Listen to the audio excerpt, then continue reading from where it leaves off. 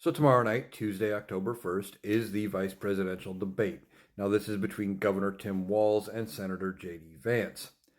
And a lot of people are saying J.D. Vance is going to do better because he's got that Ivy League education. And I don't think that's going to matter.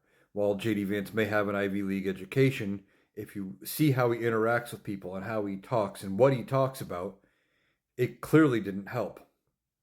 He had that awkward interaction when he was trying to buy donuts.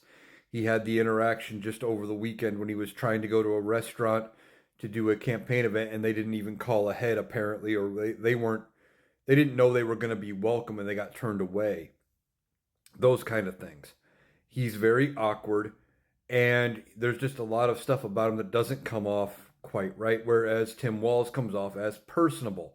And it's going to be a very good showing by Tim Walz, I think, even though I've heard Tim Walz is nervous about this because of the education difference there.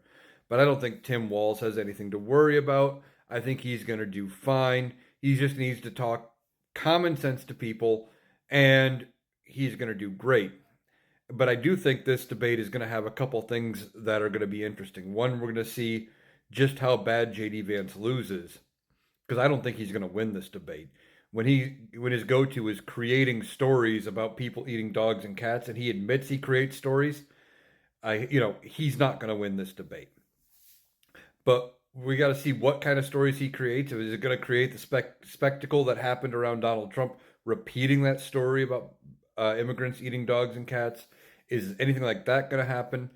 Oh, or is he going to do just good enough that it might hit Donald Trump's ego enough that Donald Trump accepts that invitation for the October 23rd debate on CNN with Vice President Kamala Harris?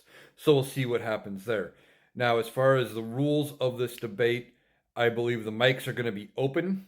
I don't think there's going to be an audience, and any fact checking will have to be done by Tim Walz and JD Vance, respectively. They will have to fact check each other. The moderators aren't stepping in. And why they're not stepping in is probably because they don't want the blowback that ABC got about fact checking Donald Trump and all the negativity there. However, CNN got it for not fact checking, with as bad as the presidential debate was between Donald Trump and Joe Biden. So I think they should have erred on the side of caution and fact checked a little bit. And we'll see what happens. And if the lies get bad enough, maybe the moderators will still end up fact checking a little bit. We'll see.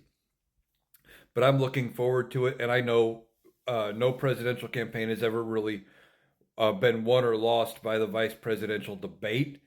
But I think there's going to be a little more focus on J.D. Vance in this debate, just with the condition of how bad Donald Trump is getting, with how bad he's sundowning, etc.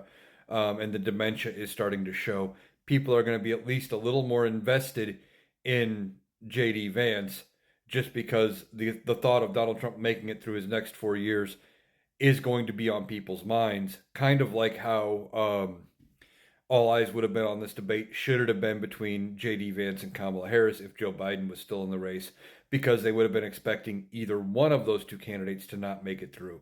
So we'll see what happens, but I'm expecting a very good debate and for Tim Walz to just utterly destroy J.D. Vance in this debate, kind of like what Kamala Harris did to Donald Trump.